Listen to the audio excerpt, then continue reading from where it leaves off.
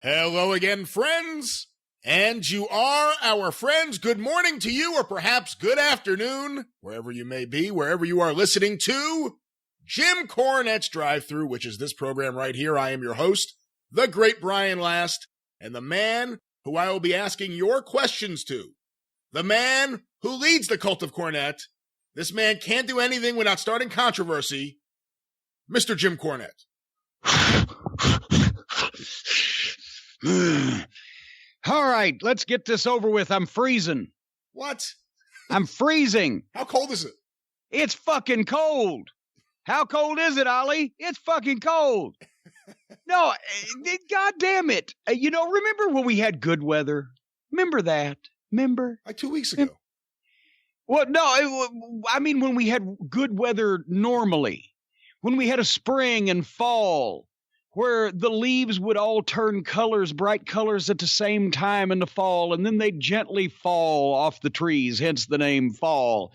And then the spring, the breezes would come and the flowers would bloom, and it'd be 50, 60, 70 degrees outside, and maybe you have a light jacket, or you can hang out in the t-shirt or whatever. And it was seasons, Vincenzo.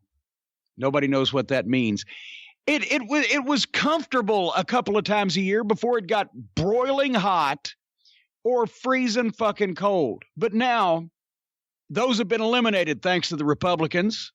And what we get is it's 95 until it's 35 because that's exactly what we got. Last week here in Louisville, Kentucky, going on the second week of October, it was still 95 degrees one day.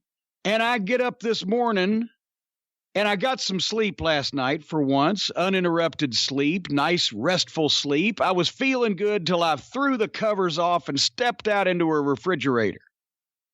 And I ran immediately to my state-of-the-art temperature control system inside the house. It tells me also what the temperature is outside the house, and it was 35 fucking degrees. Outside the house. Outside the house, but I still had the air conditioning on. So, which obviously was not running because it was nowhere near what the thermostat was set on, but it was like fucking 60 fucking degrees. And so I was, and I don't know if you know this about me, Brian. This may come as a revelation, but I'm a bit of a tightwad. I'm a cheapskate. I've heard that, yes. And I play a game every winter where I heat the house on propane. That's the way it was set up. And I try to use as little propane as possible because we're constantly getting raped in the ass on the prices of the fuel and et cetera by the big oil companies. So I try to use as little as possible over the course of the winter. And I keep track year by year. Actually, I keep track of my propane level at the first of every month. Of course, it doesn't change in the summertime because I'm not using the heat. I'm going into too much information now, but at any rate, I keep track of my heating oil purchases and the level of same, and year to year, the pluses and the minuses, something I take pride in. And I refuse to turn the fucking heat on this early in the year. You would have been a great shopkeeper. What do you mean, a great shopkeeper? Just your bookkeeping abilities, your meticulous, attention to detail. You would have been like a great little shop owner that would have found a way to like make money with a little tiny store selling newspapers or something. I am a little shop owner, and I've found a way to make money. That is true. That is true. That is true. But anyway, in my meticulousness, I hate to turn the heat on this early. And downstairs it was okay, but upstairs here on the top of the castle, with the big windows, I'd left the drapes open. It said it was. I had to turn the heat on and set the thermostat to 62, like Ebenezer Scrooge, where I'm reluctant to turn that burner on to heat that can of soup. You set it to 62. Bits of undigested potato. It was about 58 degrees up here. And you set it to 62. I set it to get a little heat circulating. I put my long sweatpants on and one of my nice, comfortable, warm, furry little Cornette face t-shirts available at jimcornette.com from a fine shopkeeper. And I put my warm-up jacket on, and now I'm comfortable, but it's still I'm not gonna turn the heat on full blast at only October what is the fucking day today? October 13th? October 13th. That's bullshit. That's way too early for heat. What was the coldest building to work in? Oh, God. Raleigh, North Carolina, the Dorton Arena. If you talk about major arenas. Now, I mean, there's been some times where you go in and there's the fucking pro hockey teams coming in. There's ice on the floor. It's a little nippy down there. But no, Dorton Arena in Raleigh. Because you've seen the pictures. It's a historic architectural, phenomenon. And it seats like 6,000 people. But there's a huge concrete floor for anything from farm events or tractor pulls to the fucking monster truck to the fucking whatever, and all those windows from the top of the top row of general admission to the roof of this thing is all windows. And you see the Crockett sold out pictures of a wrestling crowd, and you could see literally everybody's head in front of the backlit window, right? It was fucking great. Anyway, if there was nobody in there, if it was a B show at a bad house in cold weather, fuck, it was like a fucking tomb. And I swear, one night, this was the main event in Raleigh's Dorton Arena, and all these folks involved had drawn money, but not with each other, and not with no support on the undercard, and not with whatever the fuck else was going on. In this 6,000 seat arena, there may have been 800-900 people. And the main event was me and the Midnight Express against Wahoo McDaniel and Ronnie Garvin. Ooh, in the cold. In the cold. And it was a World Tag title match. No, it gets better.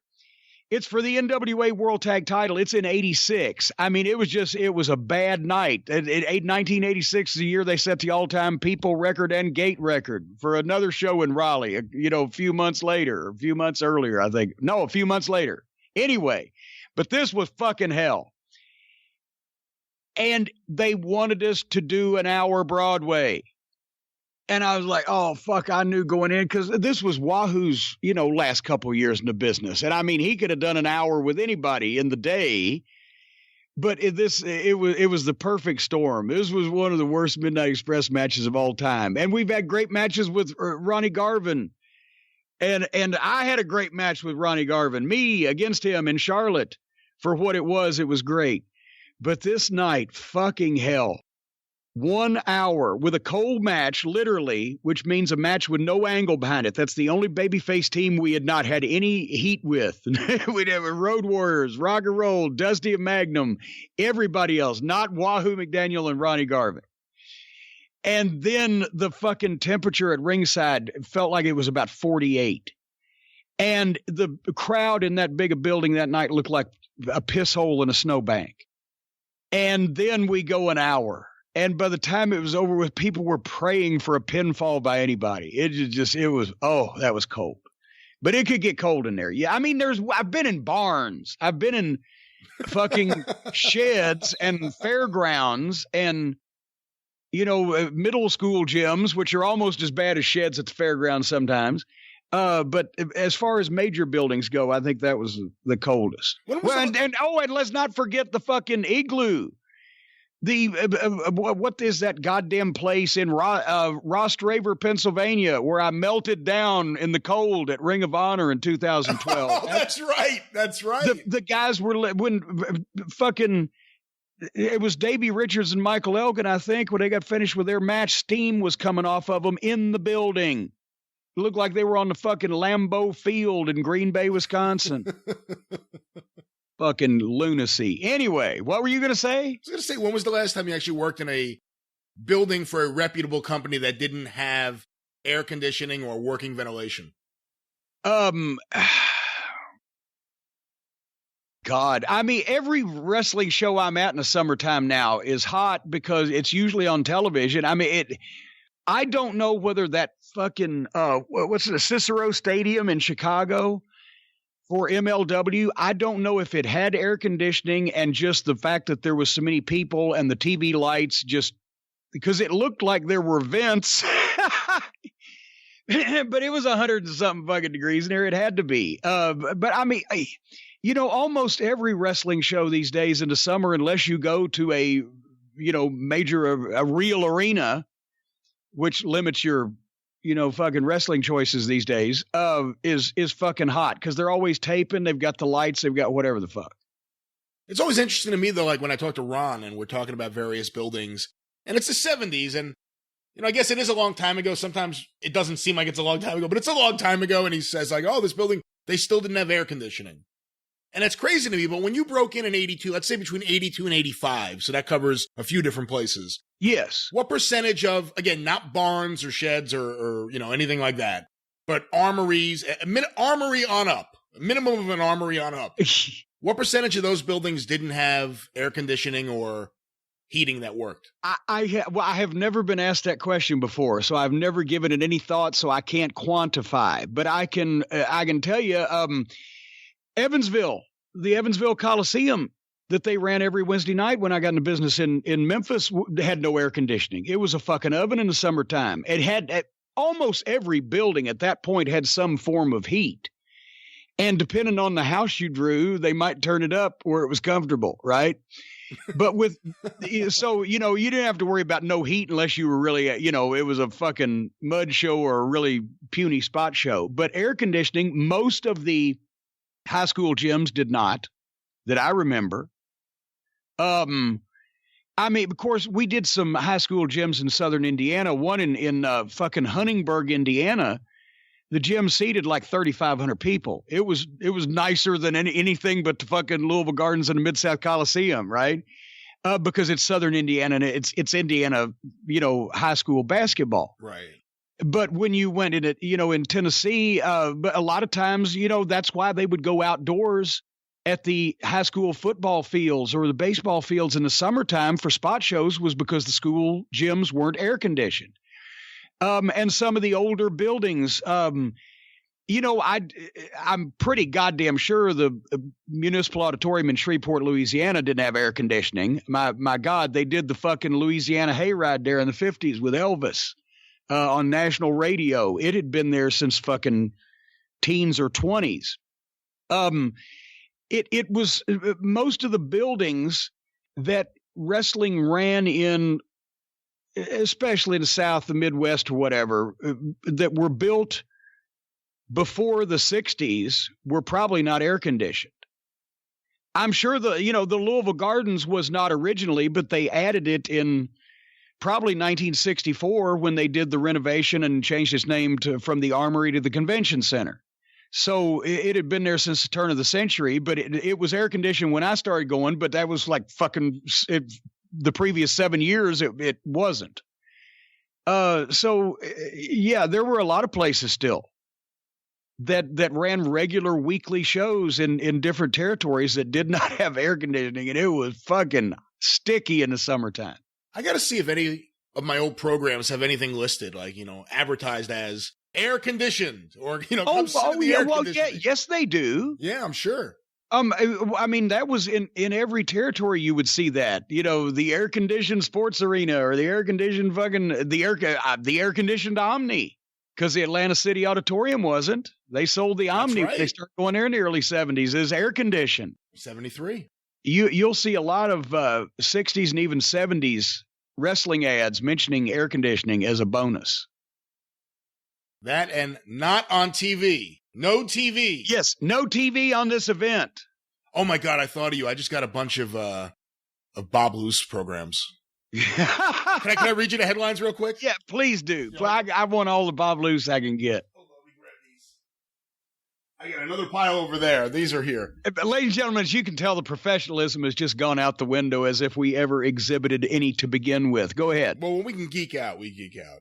This is 1968. NWA World Champ Kiniski charges Gagne is a fake. Using the word fake that's a risky move for a wrestling program. Yeah, but you know what? I can tell Loose in his own way, he knew what he was saying and he didn't connect it. This one is from 68. Brute's Choice. One man suicide. Bruiser declares war on heels. Extra. This one is doesn't have a year, and it's not Wrestling Life. It's the actual program, professional wrestling program. And it's here's a picture of Don Fargo, but under his different persona. Plus, Mad Jack confesses, we're killers. Chain Gang, why do they smell like pigs? Chain Gang, why do they look like bums? Another shocking exclusive, why wrestlers die. Who can or will control the deliberate, sadistic punchers and kickers? Yeah, so it's just a whole bunch of these. These are the best. When I started going to the matches in Indianapolis in 1975, they sold the Chicago programs, those big fold-outs. They're poster-sized, folks, on kind of like a low-grade construction paper, and they're put together like a ransom note with all those headlines with words that Blues would clip out of a fucking another magazine or something. And kill breed, blood, revenge, warriors. And there were pictures of generally of Bob Luce with his arm around some big star, or the big star cut out of a magazine, or pictures of the Wrestling Hall of Fame exhibit there at the International Amphitheater in Chicago next to the steakhouse, where Luce would sit there and drink cocktails while the matches were going on and tell the reporters that some of the girls hanging out waiting for the wrestlers were there into the orgies. So they would sell those at the Indianapolis matches because it was the same. It was the Bruiser crew and, you know, some of Vern's guys. But the insert for Indianapolis would be typed on they had a little form with the letterhead or whatever. It's just a sheet of paper, and it would be typed on an actual typewriter, and then not Xerox, because that was the way old term, the purple ink and whatever, but it'd be a cheap copier. And whoever was typing these out would try to give the big buildup like Luce did, and like Sam Menaker would do on television. But I don't know who. It may have been that Leroy Redbone, that fucking the black sheep son of the Bruiser, or it may have been Howie the mailroom guy before he grew up and got a job at Titan Tower in Stamford. But whoever it was challenged grammatically in ways that made it embarrassing when they sold these things to the fans, because I was fucking 13 and I was like, oh my God.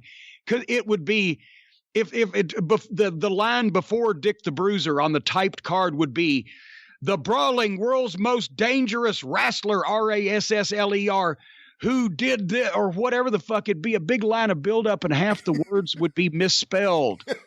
And there would be no punctuation at all, no comma or no parentheses or no quotation marks, just those wild, crazy Frenchmen from the Foreign Legion, the Legionnaires, Jacques Goulet and Soldier Leboeuf, but it was Lebuff, Leboeuf.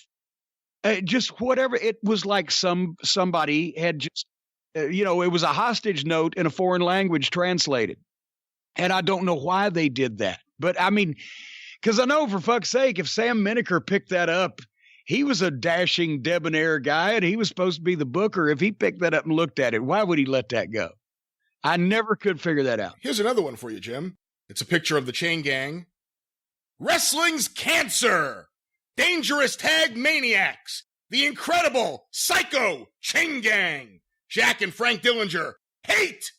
Will they destroy modern wrestling? Just the word hate in the middle of it. Yeah, hate. Well, there you go. There we go. You know who loves shit like this? I'll tell you who loves shit like this. The law offices of Stephen P. New and the man himself, the consigliere of the cult of Cornette, Stephen P. New, loves shit like this. He loves hate. He loves violence. He loves retribution.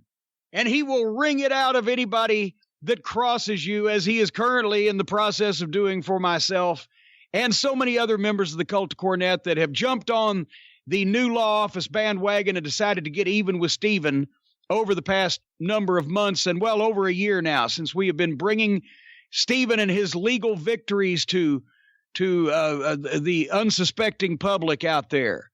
And if you have a problem, whether it is the big pharmaceutical companies, he's in the Purdue bankruptcy, he's in that heavy. As a matter of fact, a lot of people said the chicken company went bankrupt. No, folks, they make drugs, or they did until Stephen P. New got a hold of them. I didn't know Frank Purdue was on drugs. That's what a lot of people were saying. Yeah, well, I love some of these fucking local yokels from the fucking Pennsylvania Kmart to think that they can cross wits with an international yacht broker from Toulon, France, like Stephen P. New. I love that. Because let me tell you something, folks. Stephen P. New is a man that covers the ground he walks on. And he is also a man that does not have to buy a ticket on Delta Airlines, fly all the way to Honolulu, and buy a surfboard to hang 10. All he has to do is stand there and smile. And he can stand up for you in court, and he can get retribution and justice for however you may have been wronged by the oil companies, the pharmaceutical companies, the major corporations, the people that have poisoned you or dismayed your family in some way or caused damages to you or your loved ones. If you need to sue, call Stephen P. New, and that number, in case you haven't got it drilled into your minds by now, is 888-692-8084. New law Although, office. It should be 888-692-80, by God, 84, as Nature Boy Buddy Landell used to say, because Stephen P. New is the man for you, and that is newlawoffice.com. Well, now, hold on now, Jim. You say, as Buddy Landell used to say, and I remember Budrow saying that. However, most people would associate that with Jim Ross. Do you think it's unfair you reassigning it back to Buddy? Well, in all honesty, I bet you Buddy Landell said that on television before Jim Ross did. However, that doesn't mean that two different people can't say the same thing, especially when both of them are from the southern regions of the United States. All right. Well, we got some questions from various regions around the world. The Cult of Cornette in various countries. Are you ready for these questions, Jim? I'm ready for these questions in these various countries. This first one was sent in via email to CornyDriveThru@gmail.com from Gary Thorpe in Dublin, Ireland. Why, in Jim's opinion, does The Undertaker keep coming back to wrestle when it's clearly damaging his legacy? Surely he doesn't need the money. Is it just loyalty to Vince? Personally, he's my favorite wrestler of all time, but I think he should have stopped after Brock ended the streak. Although in my biased opinion, nobody should have ended it. Thanks. Love the show. Well, first of all, you're exactly right. No, it was fucking crazy that they ended that streak. That was just ridiculous. And especially with a guy who didn't need it. This is not knocking Brock, but it's not like he needed to beat The Undertaker and end the streak to get over. Nobody wanted to see it. It was just dumb to end that streak. Having said that, the last couple of times Taker's come back, it's been in Saudi Arabia, right? You know what? I know he has come back for Saudi Arabia. I don't remember for sure if he had come back beyond that. He may have done one or two other things, but I don't know for sure. But I heard that there was one match that nobody liked, and I can't remember which one it was. I haven't seen his... Was it him and Goldberg? I think it was him and Goldberg. Yeah. That, I agree, was probably a recipe for destruction because, and Goldberg's in great shape for his age. Mark's had a lot of injuries, but considering everything he's put his body through, he's in great shape for his age. But, with two guys that have had injuries that are older and that the people remember as mythic figures, I appreciate them giving it the old college try, but I don't see how anybody thought that it was not going to be disappointing based on what people would have in their mind, right? Not having seen the matches, I'm going to be the last one to say The Undertaker ought to hang it up. He was damaging his legacy or whatever. But, it's obvious they're not getting the rave review. Remember when it was always, my God, Undertaker comes back once a year, and how can he perform at that level? And then all of a sudden, a lot of people were saying, maybe Undertaker shouldn't come back this year. Besides Vince probably throwing stupid money and shaming him also at the same time. No, he doesn't need the money, but Vince has that way of making you do shit for free. So if this Saudi Arabia deal is really so important, I can see that the Vince request would probably be harder to turn down than the fucking money. with both of them together, But still, there has to be a better way to use him, because if you know that he has a diminished ability in the ring, and that's nothing against him, but I didn't say that. And why is he not in tag team matches? Well, that's what I'm saying. I mean, he's an older guy, and wrestling's only getting more physical, especially for his main event matches. People expect it. How do you hide that? If you're someone behind the scenes, if you're someone in charge of this kind of thing, or at least with the ability to pitch this kind of thing to Mark Calloway, what do you say? What do you do? How do you find a way to keep him in the mix but protect him? Well, they don't need to keep him in the mix because he only wrestles once or twice a year. That's not actually in the mix. And he's fucking mythic. And if they wouldn't keep fucking with him, he'd be mythicer. And don't end the streak, but that's too late. But the Undertaker in a tag match or a 6-man tag, for God's sake, when some team when some guy needs backup or some team needs an odds evener, it's not like you got to sell it to him. He did that exact same thing in Smoky Mountain Wrestling in 1995. He came in for a couple of 6-man tags and one match with Glenn Jacobs to see what Glenn had, right? And drew like crazy. And I guarantee you in those couple 6-man tags he did nothing that would injure him in any way, and nobody noticed, and he made big comebacks, and everybody fucking threw the babies in the air.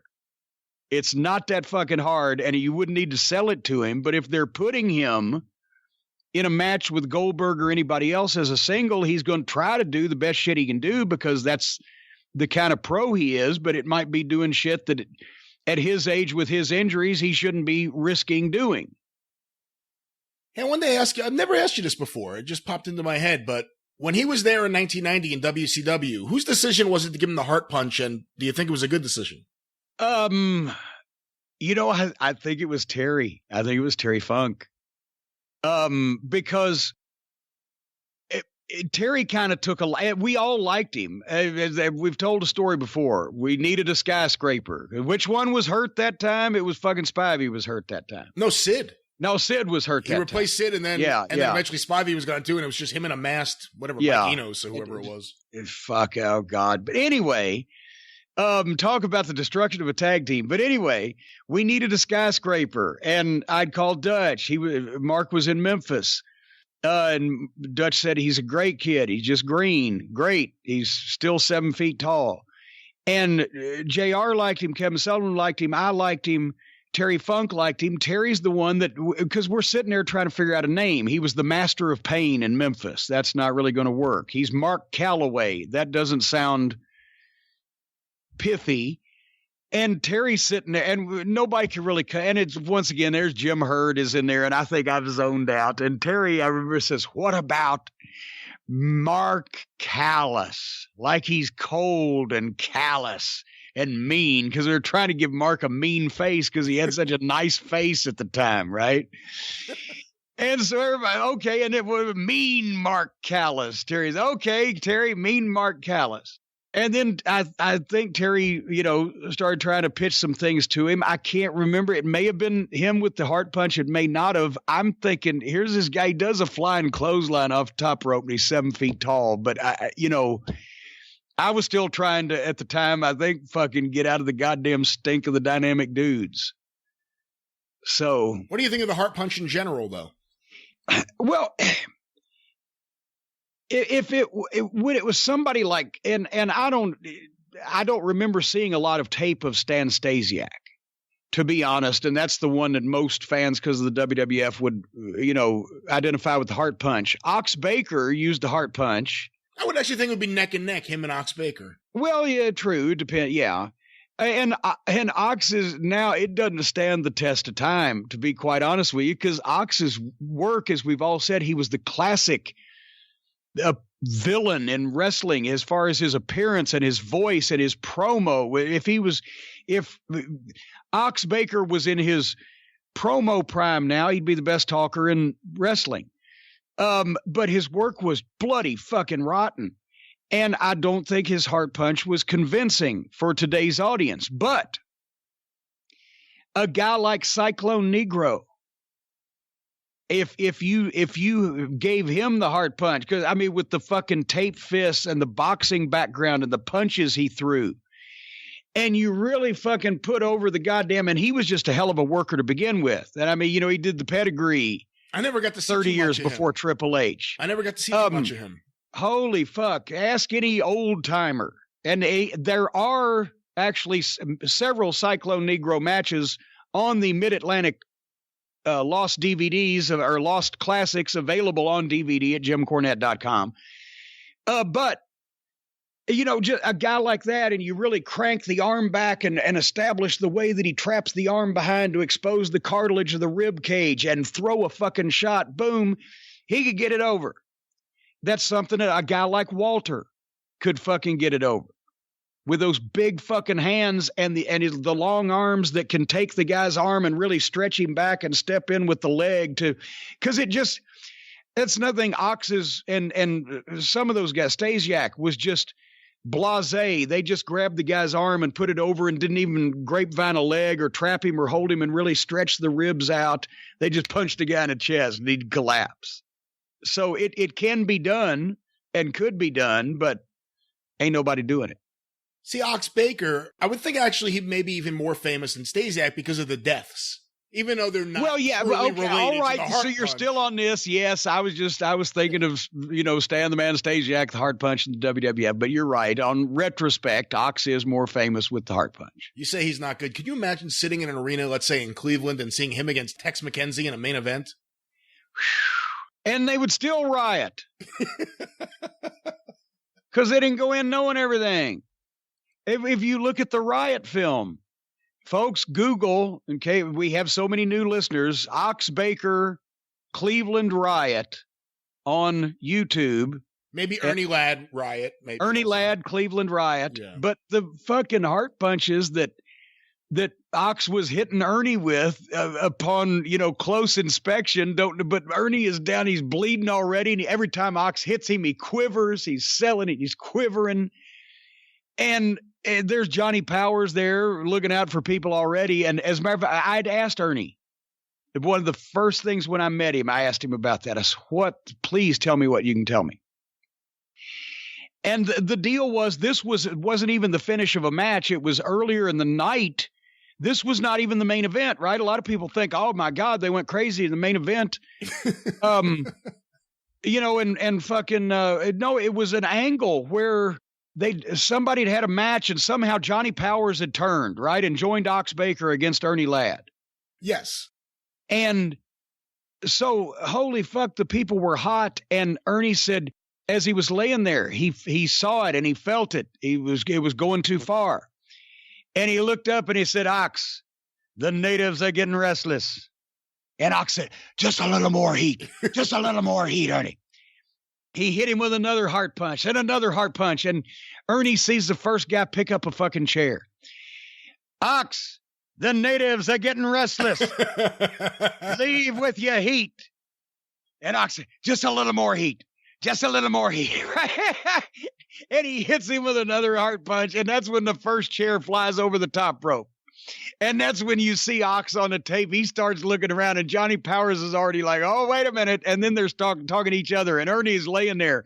He's making sure he's not getting any of the fucking chairs landing on his head, but he's not exposing that he's all right. And he was laying there like, I told you the natives were getting restless. And then people start coming in the ring, and the cops have their sticks out and they're hammering people. And you see something different every time. It's like looking at a mosaic. And on this 16 millimeter film transfer, it's not, high def anyway. But one time you'll look down at one corner of the ring and there's a cop with mace spraying in between the ring post and the turnbuckles to the other side of the ring to blind a guy that's trying to climb in with a chair. And here comes some nightsticks on the other side, and the chairs are flying in the ring. And the ring announcer, I don't know if it was Bob Finnegan or no, goddamn, I used to know his name, but he's the skinny guy in a fucking tuxedo. And he's looking around and trying to block chairs with his hands.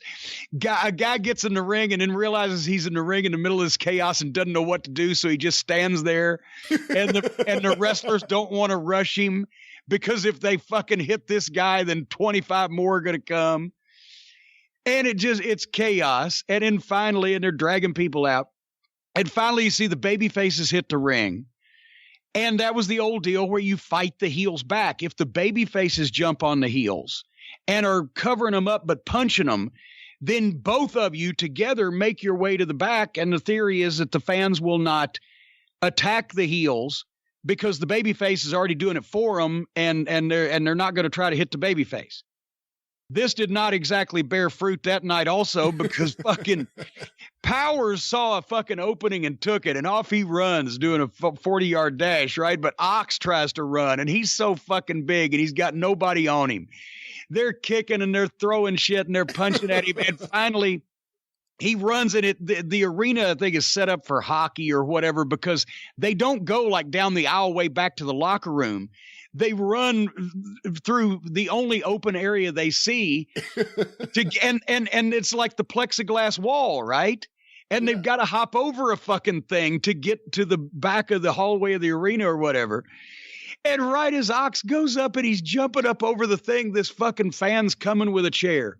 And the last shot you see before the fucking film clip ends is the fan swings the fucking chair, boom, and crowns Ox right on the back of the head, and boom, and he goes over the thing and it goes dark.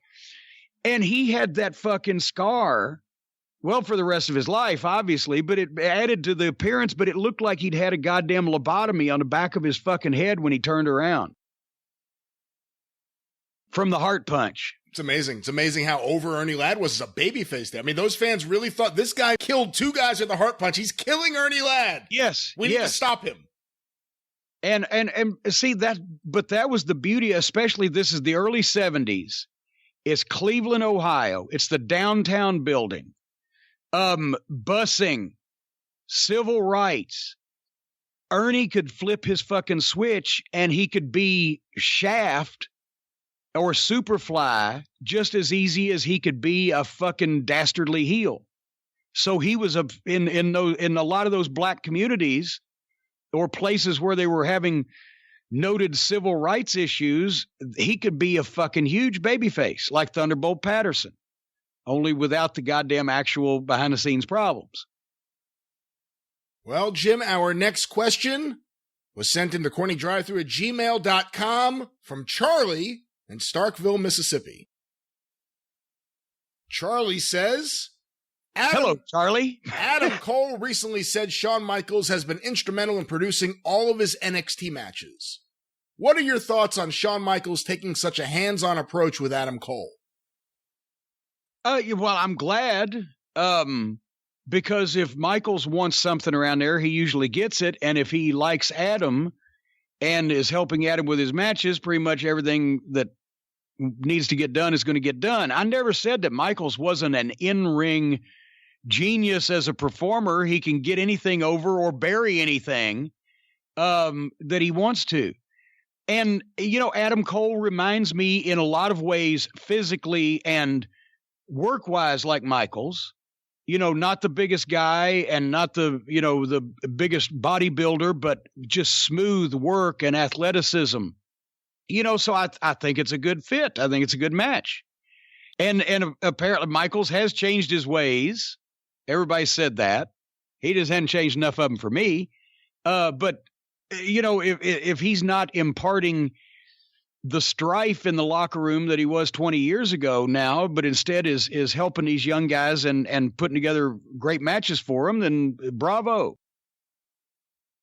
Our next question, Jim, was sent in to CornyDriveThru at gmail.com from Luke Blair.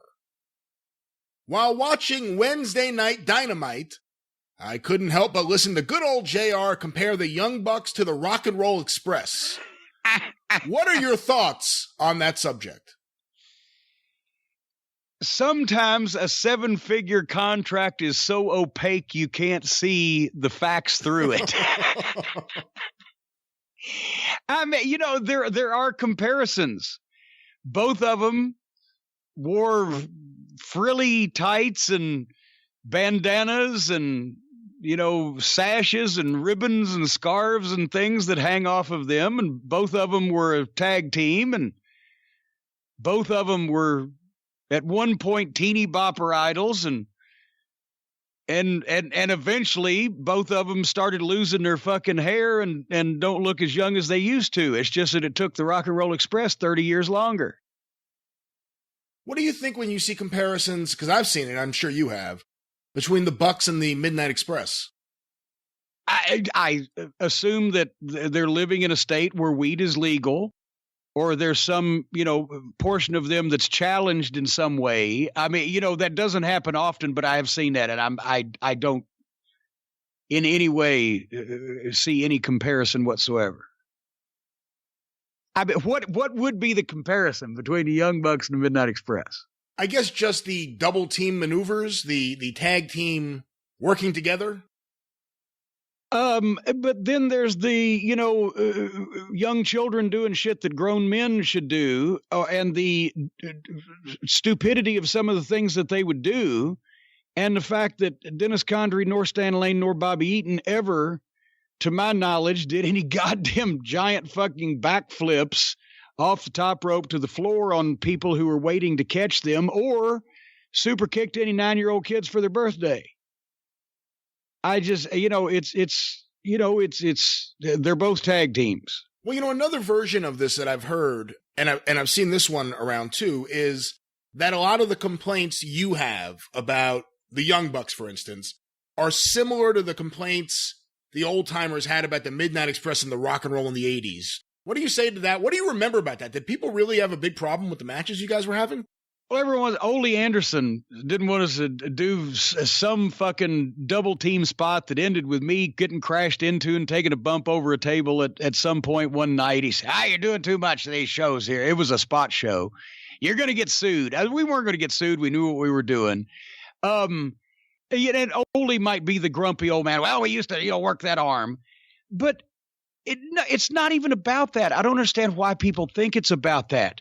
If it was credible, if it looked legitimate, or within the framework, I should say, of pro wrestling looked legitimate, somebody will say, well, you can't shoot a guy off. You can. He won't come back as smoothly, but you can shoot him off. If it looked legitimate and was framed in the course of a contest and that there was no obvious cooperation with the opponent that broke the illusion, I don't believe there was too far. Tiger Mask and Dynamite Kid did a bunch of flips, but they looked like two world-class athletes having a struggle with each other and flipping to either escape or add momentum to, rather than two guys that had worked out a goddamn spot and were going to fucking go through it at the same speed or with same facials or ducking what they didn't know was coming, and et cetera, and just being preposterous. And I'm sorry, if that's not everybody's rule of thumb, it should be with professional wrestling. If you can simulate something and not lose the effect of a contest, you can do it. If you can't, you shouldn't be doing it. And that's, I think, where the difference lies. It's not about who's flipping and where. It's, if the 300-pound fucking guy can do a goddamn backflip off the top rope, and it looks good and doesn't kill a guy, a lot of people say, well, big guys shouldn't do that. But yeah, do that if you can fucking do it, but it better be the goddamn finish. For fuck's sake, it's just stupid now. And not only with the moves themselves or the way that they're performed, but the number and repetition and speed of same. It's a video game. It's ludicrous. And this whole business is sold on emotions, whether it's hate or anger or love or fear or violence or passion or whatever the case. It's not goddamn, on who can have the most flawless match. If you have a flawless match, that's a flaw, because there's no way you can have a flawless fight. The matches where guys were professional enough to have a framework and a finish and call it or do it as they went, there were herky jerks, because there are going to be when you legitimately don't know what's coming. But that was the art of professional wrestling, was to do that with four people on four sides in one take, what the Hollywood stuntmen couldn't do. Have a simulated conflict in one take in front of all those witnesses with very little, if anything, pre-planned and get people into it. What this is a goddamn exhibition of performing skills. So again, to my question, and I'll update it a little bit. I don't even know what your question was. What do you say? What do you say to the argument that your complaints about the Bucks and Omega, and obviously it's not all of modern wrestling. Okay, I know now what your question was. How does it compare with the other old farts? Yeah, the guys who said Flair and Steamboat were doing too much in the 70s, or that the Rock and Roll and the Midnights were doing too much in the 80s. There's examples of this all through time, obviously. Yeah, what I heard from them was you're doing too much and we can't keep up, is what I heard from them. And I know that's what the kids now hear from me. But once again, there was a difference. Yes, if you went too far in doing something that was preposterous, then yes, we accepted that criticism. If we went a little too far on a spot and they looked sideways at us like I was a little silly, okay. But as long as we could perform what we were doing where the shit looked as legitimate, at least as the rest of the guys on the card, if not more so, we did not feel we were doing too much. And since we were always put in positions to be in main event matches or high on the card matches and in money drawing matches, we didn't hold back in that instance because business was good and people were coming to see us. If we were really just on an underneath match, it's not like that either version of the Midnight Express on the third match on a show in Raleigh, a cold match. We didn't want to tank it and give people a bad match, but you were not going to see Bobby Eaton come off top rope 4 fucking times because that would be ridiculous, and that was not our place on the card. We went out and did our shit, entertained people, and had a good match without trying to steal the show away from the main event, unless we were one of the main events. There was a level of professionalism instead of everybody as we've talked about on the shows these days. Everybody tries to go out and have the most classic match that's ever been held with whoever they're in the ring with. And sometimes you need to just have 8 minutes and get somebody over. And that's it. If we were in that position, if we were supposed to go 8 minutes and just get over, that's what we would do. We wouldn't try to steal the show from fucking Flair and Steamboat. So there's once again mental levels of this that people that get in the business, whether they're brilliant or idiots, don't understand today because they were never taught positioning on the cards. A lot of the old timers would say you're doing too much because if you do, and remember when Roy Shire told Pat Patterson and Ray Stevens, you're doing too much. Slow it down. Stop it. Why? Not because their shit looked phony or because their shit was subpar. They were the best tag team in the world. It was because Roy Shire knew that in 6 months they'd be in another territory and he'd still be running that town and he wasn't going to be able to find anybody good enough to follow him. Sometimes you were accused of doing too much because it was bad for the business in general because people would be expected to follow that. And to me, that was true. If you were going so fucking far that you were endangering people, hurting people, or getting hurt yourself. But at the same time, if you were putting in money matches, you have to fucking get over and you have to give people what they came for. But that's another reason why the Midnight and Rock and Roll never did. Remember when the Midnight and the Southern Boys, 1990 Great American Bash, which was one of the matches of the year, one of the 3 matches of the year voted on by the fucking Observer and all this other stuff, and it was fabulous. We had 4 false finishes. It's just if we were doing at that time what some of these guys are doing now or even have been doing for the past 15 or 20 years, yes, I would have let Ole Anderson bitch slap me around and I would have never done that shit again because it's fucking ridiculous. But when you're in a position to get over and to draw the money, you have to have a above average match, but it's just there's no difference now. We've numbed people to all the bumping. All right. Well, Jim, before we get to our next question, I need to ask you, because I forgot to earlier. Okay. Did you watch Hell in a Cell? I was supposed to do that, wasn't I? You certainly were, yes. Well, nice of you to bring it up now. Ladies and gentlemen, we will card subject to change. What we will talk about that fiasco on the experience this week.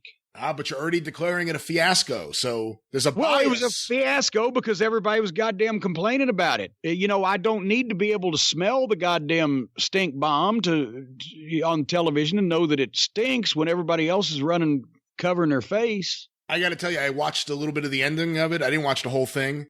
And it's probably, it's been a while since I've heard a good ECW chant. It's probably the loudest I've heard a chant for another promotion on WWE television. Oh, good Lord. Yeah, you hear the AEW chants. That's at the very end because it's so bad. But wait, we'll let you see it on your own and make a judgment. But speaking of AEW, Jim, I noticed something on Twitter the other day. A listener of yours, a listener of the show, sent in several tweets about Orange Cassidy, and it appears you blocked him after maybe the first one. But there were, in fact, several. Yes, as a matter of fact, I didn't know that there was more than one because the first one I saw was ridiculous enough. I actually wrote him back first. I said, you're just for this. You're just done. Well, let me read this and we'll get your take after you hear all of these since you actually missed them. It started where someone named Keith Campbell posted, here's what it says. Great Brian last. Interesting that Jim Cornette hasn't seen an Orange Cassidy match yet. He might enjoy this one, even if it is at a bar, as Pockets takes a beating like Gibson through 75% of the match. I think he means Morton, but through 75% of the match. And then the response from a listener named Larry Hammel. Agreed. Amid all the comedy silliness, Orange Cassidy has developed some fun athletic moves with his hands in his pockets. When his hands come out, Cassidy is a darn good worker. Orange Cassidy can really sell and doesn't do too much dangerous flippy stuff. His mousetrap cradle finisher looks as if it actually could keep an opponent's shoulders down. Mousetrap cradle? For a 3 count, and he locks it in quickly. I am as old school as it comes with regards to wrestling, having seen Eddie Graham knock out the Great Malenko's dentures in 67. But Orange Cassidy's slacker persona is not much more silly than babyface Bugsy McGraw spouting incoherent philosophy in the 80s. One might even compare today's Orange Cassidy in silliness to Dick Garza's The Mighty Igor character. Wait a minute, what is this? Is this an article? How did he tweet this? Well, you missed all of this. These are just one tweet after another? One after another. Okay, keep going. One might even compare today's Orange Cassidy in silliness to Dick Garza's The Mighty Igor character in the 60s and 70s. Igor was based on the simpleton deaf-mute Gigot. Gigo. Gigo, excuse me. Gigo. As portrayed by Jackie Gleason. See photos. In the 1962 major motion picture. That's what it says here. Very good. And that's Gigot is the way that's spelled. Orange Cassidy has figured out an irony-filled gimmick that hits home with slackers. What is an irony-filled gimmick that hits home with slackers? What is a fucking slacker? He's a skilled wrestler who outwardly disdains the conventions of wrestling, yet becomes a really good wrestler when pressed by his foe. With today's fan base, it's pure genius. He wears t-shirts with a picture of him wearing the same t-shirt. His lethargic thumbs up screams, whatever. But fans respond to him not just because he pretends not to care, but because he can wrestle. Orange Cassidy has multiple levels that are worth examining. Damn it, how many tweets is this? I see a whole lot that AEW can work with Orange Cassidy's palette. Tone down obvious mockery of the business, perhaps 2 to 3 pocket spots that highlight his athleticism per match. Let him sell, hit his mousetrap out of nowhere. Young fans are into Orange Cassidy. He has the potential to be a modern-day Ricky Morton. That's the first one I saw, and I blocked him right off of this. Orange isn't small, by AEW standards. He can wrestle, and for whatever strange reason, has the it factor. There's far more to my... wait a minute. Yeah, he's obviously, this guy's typing with his thumbs because he left the S and the H off the front of that. There's far more to my little dog pockets than meets the eye. Last but not least, I never have heard Orange Cassidy cut a promo. Somehow, he has sparked the curiosity of a 65-year-old who for the last 10 years has not given one hoot about modern wrestling. Orange is like Jack Briscoe. He works people. What? Wait, what? Orange is like Jack Briscoe. He works people into the building. And that is the series of tweets by Larry Hammel, a Cult of Cornette member who you blocked after seeing one of his tweets. No, now, not only is he blocked, I want, if anybody in the Cult of Cornette or anybody anywhere knows Larry Hammel, please go knock on his door. And when he answers his door, tell him Jim Cornette says, you're a fucking idiot. Because now that I blocked him, I don't know how to get a hold of him. But what the fuck? You fucking moron. No, a 65-year-old fan who somebody had captured his imagination. I'll tell you what captured your imagination, Alzheimer's. Apparently a number of years ago, Larry, you're fucking senile. You've gone mental, as they say over in the United Kingdom. You've gone fucking mental, mate. You're a daft cunt. What the fuck? This fucking guy with his hands in his pockets doing phony fucking shit that other professionals are supposed to stand there and fucking suffer through reminds you of Jack Briscoe. He reminds me of a pus-filled pocket pussy, both fucking physically and mentally. And that's exactly, apparently, used condom for brain Larry Hammel. I shouldn't make fun of the mentally diseased. If you do not have some type of mental disease, if you can produce paperwork, Larry, that says that you don't have some kind of mental disease, I'll make fun of you. But in the meantime, I'm going under the assumption that you're mentally diseased, so I guess I shouldn't make fun of you. This guy's a Cult of Cornette member. He used to be. He appreciates he was an infiltrator. He was an interloper. He was like the Invaders. I'm Roy Thinnis, and Larry Hamill's one of the Invaders. I bet his little pinky finger sticks straight out. That's how you can tell, you know. And he somehow infiltrated the Cult of Cornette on behalf of all the cosplay wrestlers and the Outlaw Mud Show fucks, as the narrator and the voiceover says in the open, trying to make it their world. He's not going to get away with it, because I caught him and I blocked him. He's outside the force field. He's outside the circle of trust. Larry Hammel can go fuck himself. I bet he's related to that fucking Dorothy Hammel. I never liked her either. I don't know where that came from. But Jim, any credit to Orange Cassidy for figuring out the irony-filled gimmick that hits home runs with slackers? I give Orange Cassidy credit for figuring out a fucking gimmick that hit home with a goddamn 65-year-old Alzheimer's patient. Why don't Orange Cassidy put on shows at the fucking state home where Larry is currently ensconced and entertain all the inmates? That'd be a good place for him. That's probably now, they might not let him go. Just like when Paul Heyman walks past a cemetery, two guys run after him with shovels. Orange Cassidy goes into a state home. I bet they wouldn't let him leave. Where did that come from? Well, people are trying to take these people. Shut up laughing now. People are trying to take these people back to where they came from.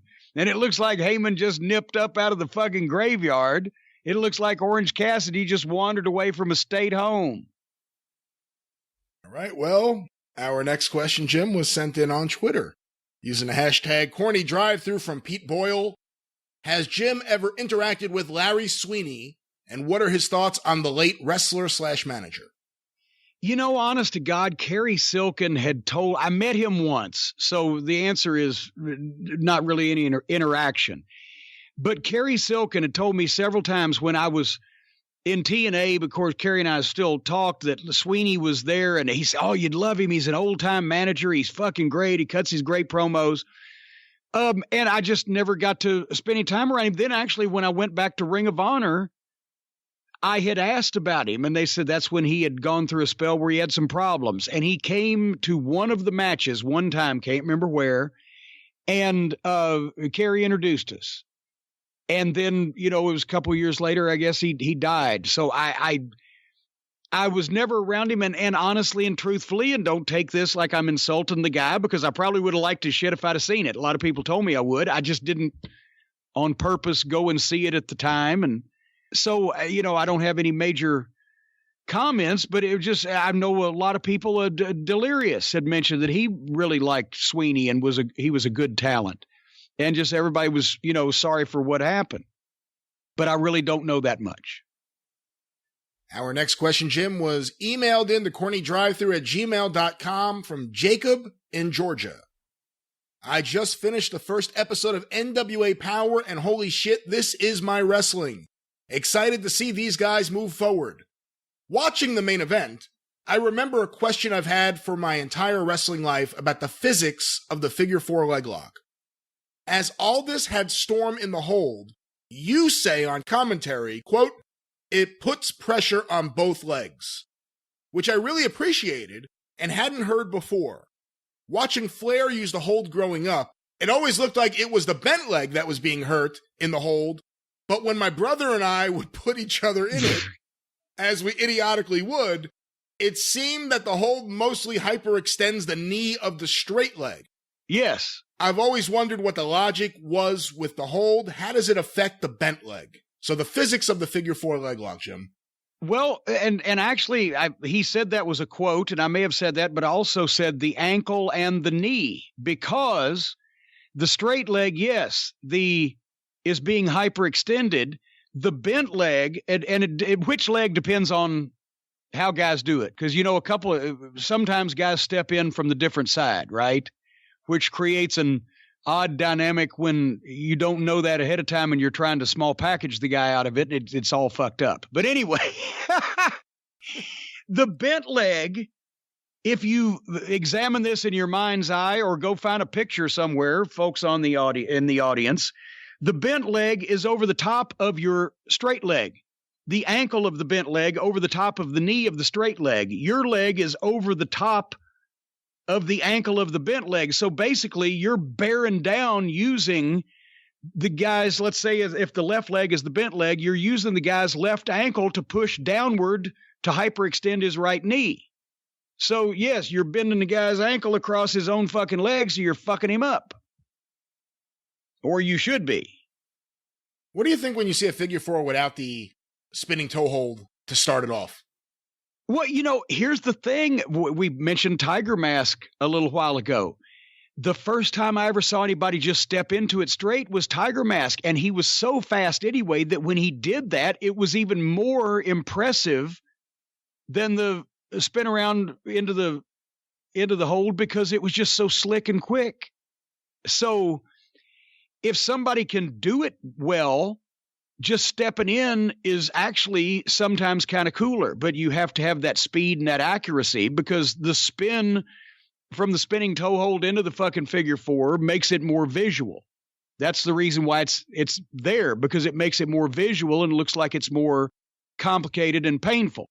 But if you can do it like it fucking Sayama did, where, it's just like, God damn, that was slick. That kind of looked cool too.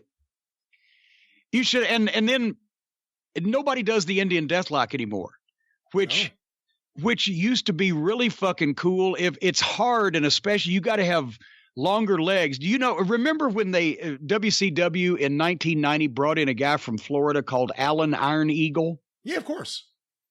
Yeah, of course. Like, this is fucking 30 years ago, and everybody out there is going, who? And you're like, yeah, of course, because you're a savant, right? But anyway, he's Alan Iron Eagle, and he's supposed to be a Native American from somewhere in Florida where they have many Native Americans. And I think it was Ole was booking. I can't remember. It may not have been Ole. It may have been the goddamn booking committee. Regardless, I don't know who to blame. No, Alan was a good kid.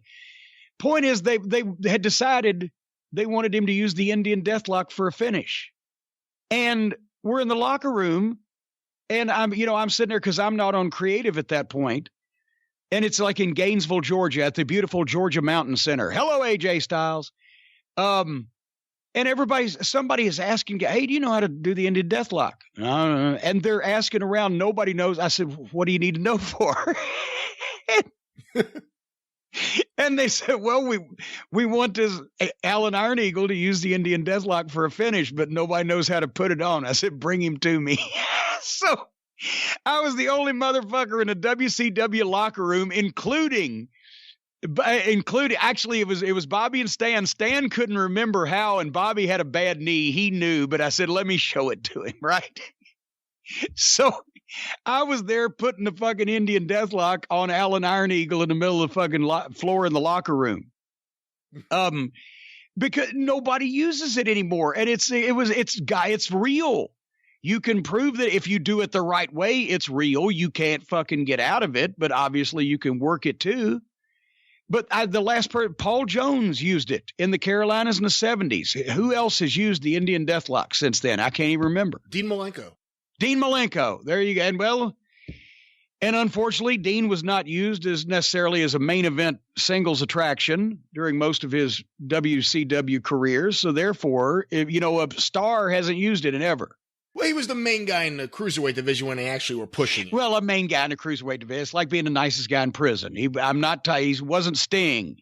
If you want to get a holdover, at that time period, Sting would have got it over. If you want to get any holdover, then guys in your top 2 or 3 main event pay-per-view slots need to be using it. What about the Fuller leg lock? You never see that one anymore. Oh my God. Well, is anybody fucking 6'7" and 6'9" with legs as long as the Fullers? But yeah, actually, nobody uses the Fuller leg lock, which is so fucking slick, and nobody uses the Gibson leg lock because Robert can't do that back bend anymore, and Ricky's gone. But that started out as the spinning toe hold, but then instead of going down into a figure 4, went into a back bridge, and that would fuck you up too. And the thing is, it was always cool because the way that hold has to be applied, once you do the back bridge, you can't get out of it yourself. So the partner, if Ricky did it, Robert would have to come over and grab his hand and stand him up, or vice versa. Whoever did the hold, the other guy would have to come out and pick him up out of it. See there, you young wrestlers out there, there's 4 fucking holes. Go find somebody can teach you the Fuller leg lock or the Gibson leg lock or the fucking Indian Deathlock. Hell, just learn how to do the claw. Yeah. How about the heart punch? But let's get another question here, Jim. This one sent in to CornyDriveThru@gmail.com from Ed Kavanagh in Dublin, Ireland. So another one from Ireland today. I'm big with the Irish. Back in the territory days, when wrestlers were competing most nights or weekly at least, and blading was undertook on a regular basis, how often would they blade if they were involved in a protracted program with another competitor? How long would it take for blade jobs / stitches to heal, and were old blade jobs regularly, accidentally hard-weighed? That's many multi-parts, but for what go back and look at some of the 80s tapes. If Flair and Dusty were working, they were blading every night, usually, unless they happened to be on it. It was a bad house or a spot show or something. The Road Warriors almost never got juice. Imagine that. Bobby Eaton and Dennis Condrey got juice 20 times a month during those hot programs with the Rock and Roll or Dusty and Magnum. But then sometimes they'd go stretches. But by the time Stan came along, Stan was never an enthusiast of the art of blading. And by that time, he didn't have to because we weren't in a lot of the main event heat programs. It was more, the pay-per-view, have the classic pay-per-view match or the feature tag on the card, whatever. It just depended on what program you were in, who you were. Abdullah the Butcher bladed every night for fucking 30 years. Some guys never bladed. Did you ever, I'm trying to think who would be the Road Warriors almost never bled. Who would be some other guys that almost never bled? Jim Cornette. True, but that's because when it meant something, it could still mean something. And that's another thing that Dusty told me, and Dundee had mentioned it also, and a lot of guys. The ex-wrestlers that were managers could get beat up more freely, and they could bleed, and they could be stuck in matches, etc., because everybody knew that they used to be wrestlers. But me, I could take the bumps, but I had to wrestle sparingly when the people paid to see it or when it was necessary. And I could be humiliated much more often and embarrassed much more often than actually, if they ever saw me left laying bloody, then that took heat off of me. But being embarrassed put more heat on me because of my gimmick. So the first time the people saw me bleed was when we switched babyface, when Heyman clocked me over the head with the phone. All those other times I'd had matches with the Road Warriors and Ronnie Garvin and Dusty Rhodes and Magnum TA and the Rock and Roll Express. They'd beat me. They would spank me. They'd dress me up in a diaper. They'd do whatever, but they didn't beat me bloody. Watts and Dundee really set that trend. And it was right. And then later on in Smoky Mountain, I used it when the blow off with Bullet Bob. He's the one guy that's going to bust me open because he's going to send me to the hospital. He needed his revenge because of all the things I'd done to him. And then the Gangstas busted me open when I switched babyface to manage the Rock and Roll Express, because then I needed sympathy. So it was very sparing. But anyway, it just depended. And did Luger like the bleed? Oh, fucking hell. What? Are you out of your mind? I'm asking for a reason. Yeah, I'm asking for a friend. The Great American Bash 88 was supposed to be Luger covered in blood while he's got the torture rack on Flair, and the State Athletic Commission suspends it, and Luger got a fucking pap smear. And, that's some guys didn't like to blade and didn't do a real good job of it, and other guys would offer when they weren't even told. So as far as stitches, if you were getting stitches from blading and it wasn't on purpose for the angle and to be able to show it or take pictures or whatever, you were obviously not doing it right and needed to rethink your position. But that's why all the guys that, the wrinkles, the top layer of their skin, they'd cut it shallow repeatedly over so long a period of time that the whole, that's why Sheik at one point, the original Sheik, had to start blading his arm because the doctor told him, number one, he was only getting dust. He had so much scar tissue built up. You had to really go deep to get anything. And the doctor said, this is not good for you. So he started blading his fucking arm or his earlobe. But anyway, yeah. And a lot of times, and this is not racist, but Bobo Brazil didn't bleed that much. A lot of the top black wrestlers didn't bleed that much. The only time I ever heard it said out loud was by Coco Ware, who said to Lawler one night, "King, don't get juice on me. I'm black. They won't be able to see it. Throw powder." Wow. Right? Because some guys would try to figure out ways out of fucking cutting their head, right? And the black guy's like, "Hey, they can't see it," Of course, it didn't work for Coco that night because it was a barbed wire match. But anyway. Did you ever have an example, though, of a guy that you had to tell, like, the blading wasn't appropriate, but they wanted to keep blading in a match where it wasn't appropriate night after night? You had to say, "Can you stop getting color?" No, because nobody would have got color if I was booking, nobody would have got color unless I told them to begin with. So you never had to tell anybody to stop. They might ask you want to get color, hey, that might be a fucking good thing, add to it, or no, you don't need it. But no, nobody just went out and did it themselves, regardless of who was booking. Well, I mean, I guess they do now, whatever they do now, but no, that wouldn't have taken place. And I mean, Dusty got a little, especially the Bash 86, got a little fucking liberal with the blood, but he was showing a clear delineation between the violent, bloody, grimy, real NWA and the showbiz cartoon WWF. So that's where he was going with that. There was a purpose to it. But, like anything else, you see too much when territories would hot shot and they'd have too much blood, then they wouldn't be able to come back from it. Because once people have seen a lot of anything, it doesn't register. I don't know if you ever watched WrestleMania 8. Two of my favorite matches were on that. You had Roddy Piper versus Bret Hart for the Intercontinental title. One of my all-time favorite matches. Bret gets color, And after the match, Vince was pissed, and he told Vince that it was an accident, and he convinced him, even though he And then Flair goes out there and cuts his head off, and Vince went crazy after the match because Flair bled all over the place. Well, it wasn't WrestleMania, but what pay-per-view in '96 did Bret Hart defend against Davey Boy? Don't remember which one, but okay, well he did, and everybody can look it up. And there was the same thing. Because Davey had, I think this was after, Davey had a couple matches that were questionable with people that didn't particularly want to contribute at that point in time. But Bret knew that he could have a classic with Davey because Davey, when he was motivated, and if somebody especially to work the style that, the Calgary style, and Bret, they're going to have a fucking classic, right? But at the same time, Bret was going to beat Davey. And he didn't want to just bury him. So he wanted to give him a little something. So he wanted to get some color, but he knew that Vince had banned the blade, right? So same thing. They're having a heck of a match. And one of the worst matches ever. That's why I think it was after this was the match between Diesel and fucking Dave. Yeah, it was after. It was 96. That was 95. Davey Boy Smith challenging Diesel for the WWF Championship.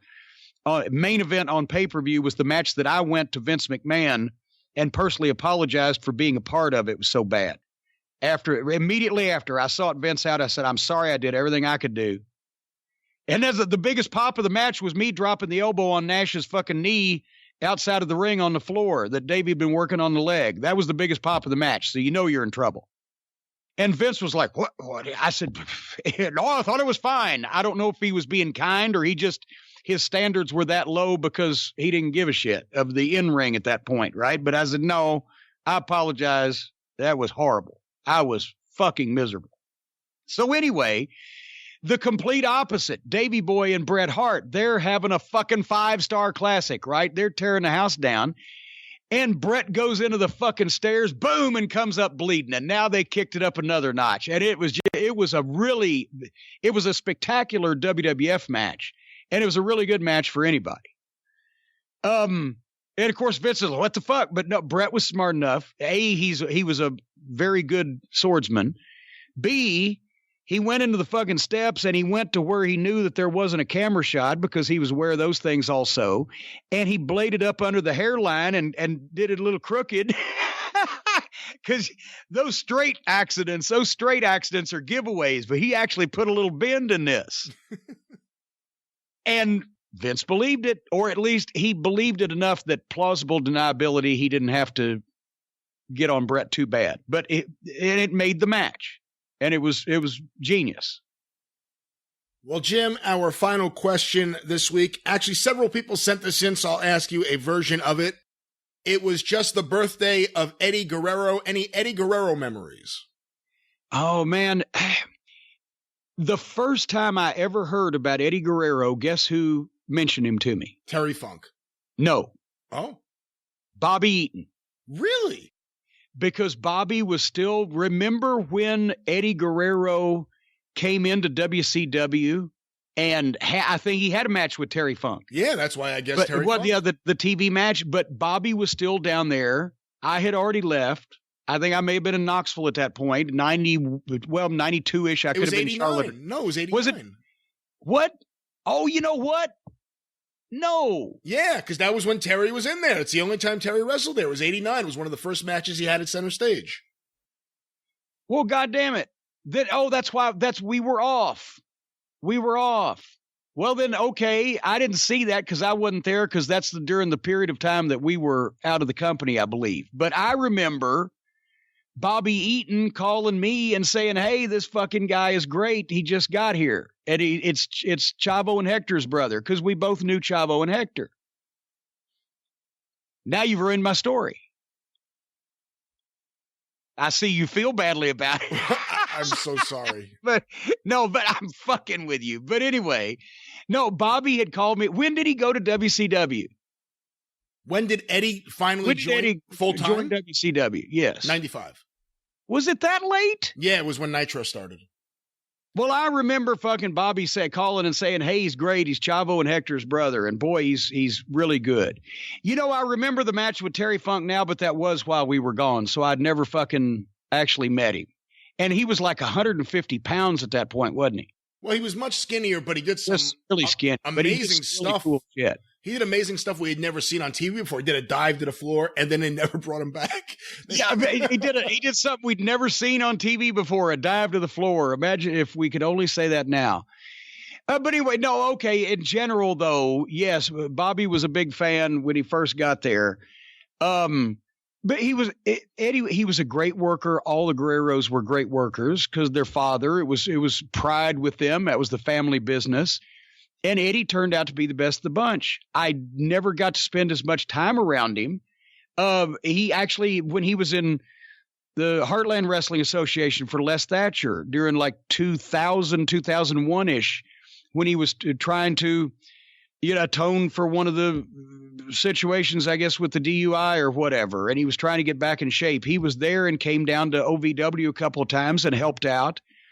And, he was a great kid, great person, dedicated to the business, the most talented one of the bunch. And Chavo, remember at the time when Chavo in the 70s, he was pushed as the rookie of the year and the fucking phenomenon and the young, savant of wrestling or whatever. Yeah, and he was a small guy, and they were giving him big wins over big guys. Yeah. And I saw Chavo in the 70s, work a few times live. I mean, he was very good, but I think Eddie was better.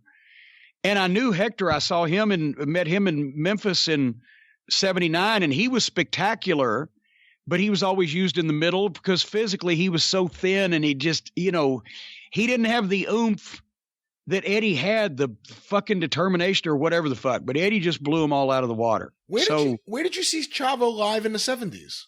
Saw him in the picture of Chavo doing the backflip off the top rope to land on his feet in the middle of the ring when Dutch Mantel ran under him is my picture. He was that was the show where they turned on Dusty in the Cage. I saw him in the Omni in so 1980. 1980. I said 70s, but he was at least two other places I've saw him live. I'm trying to think now, but nevertheless. And saw Hector a bunch. But yeah, Eddie was the best of the bunch. Real quick before we wrap up and play this week's submission for the Beat the Champ theme song contest.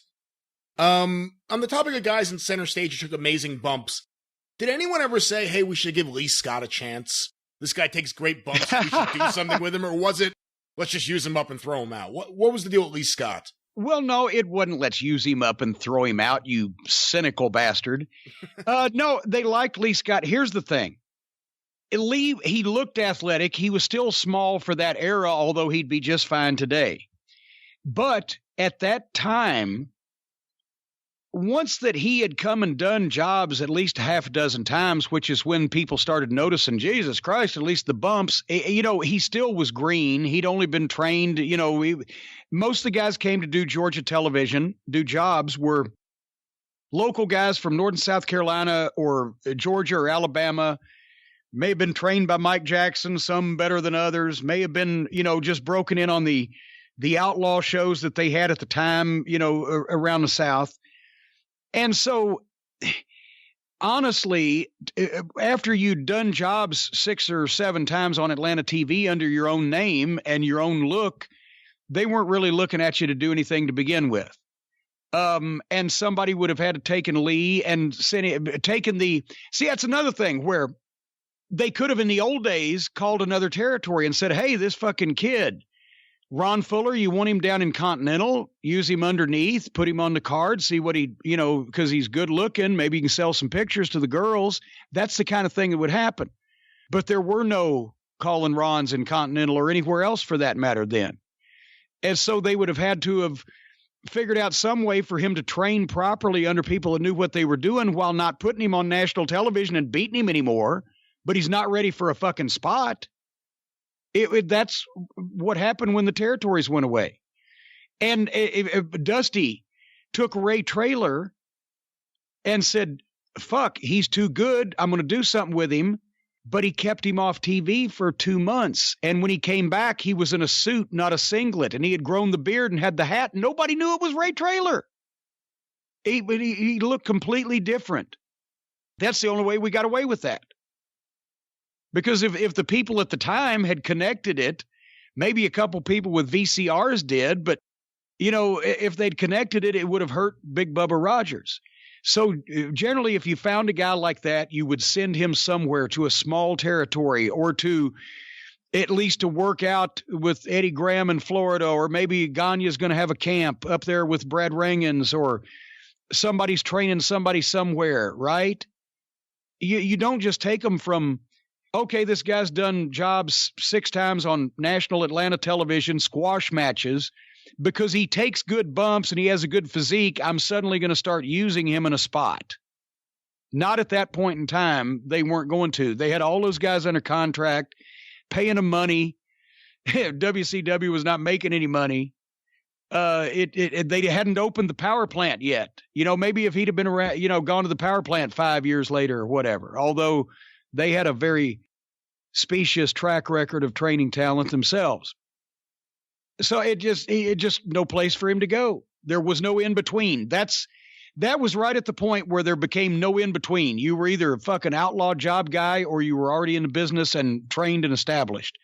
And that stayed that way for about 5 years or more.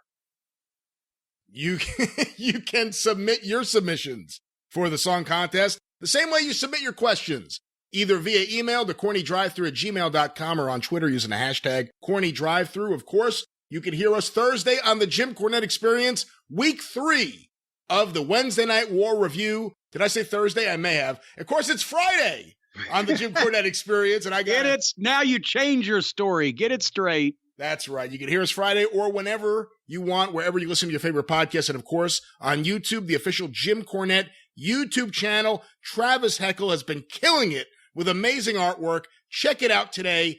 tinyurl.com/official Corny YouTube, or just go to YouTube and search for Jim Cornette. And don't forget, the Jim Cornette archive is currently available on the Arcadian Vanguard video channel. You can follow Jim on Twitter at @TheJimCornette. You can follow me on Twitter at @GreatBrianLast. You can hear me on the 605 Superpodcast at 605pod.com, or available wherever it is that you find your favorite podcasts. And of course, JimCornette.com for Cornette's collectibles. What's on sale? What's happening today, Jim? Well, as a matter of fact, I'm glad you mentioned this, because we were so wrapped up on the weather, I forgot to mention the Fuck Jim Cornette shirts for charity are flying off the shelves, ladies and gentlemen, at JimCornette.com. You can legally, morally, and ethically order the Fuck Jim Cornette shirt with the horrible picture of me from JimCornette.com and not have your identity compromised by some of these indie websites that are fronts for Bolivian organ harvesting scams. You don't want a guy with his hands deep in somebody else's kidneys and then packing your T-shirt to ship. So the Fuck Jim Cornette shirts available, as well as all of our hit T-shirts, all the great merchandise, and a new classic DVD coming this coming weekend to JimCornette.com as we enter our holiday sales time, and we thank you for your support. And one more thing before I go, just to memorialize Randy Meisner.